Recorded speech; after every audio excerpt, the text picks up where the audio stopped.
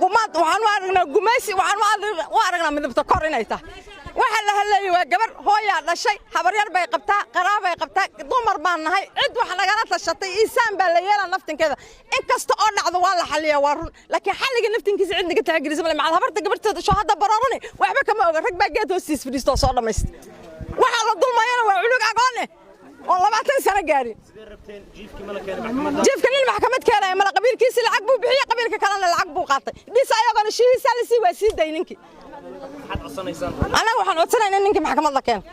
ماما ذا إنا يقنع هذا وح كستو لو قنعين كره ماما ذا وشونك كويسي العقبة لو فاني